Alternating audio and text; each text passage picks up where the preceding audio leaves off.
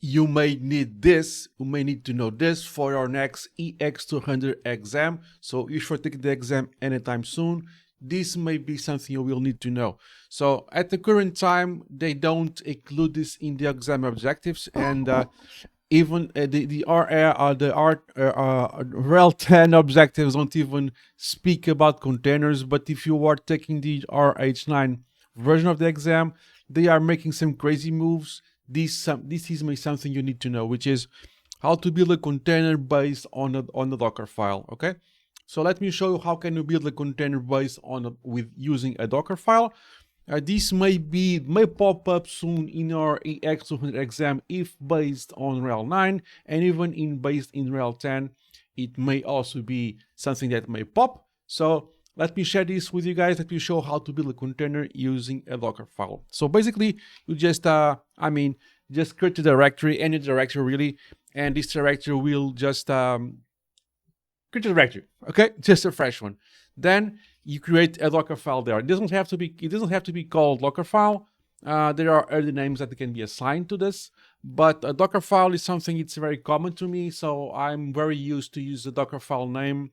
So I'm going to continue to use this Dockerfile name, and this is an example Dockerfile. Okay, so basically this is one of the many ways you can use to build new containers. Okay, you can build a container from scratch, which is basically what the Dockerfile is doing.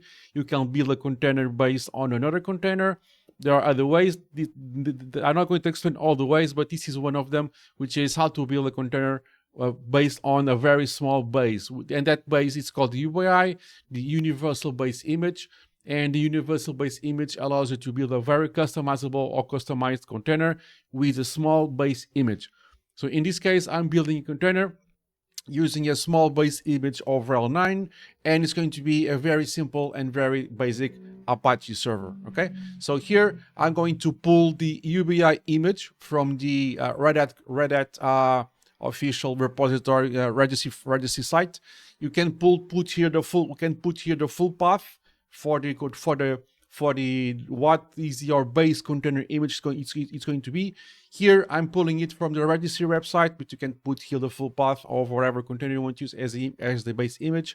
In this case, I'm going to use the base image for the universal base image for RHEL 9. It can be RHEL 10, it can be Ubuntu.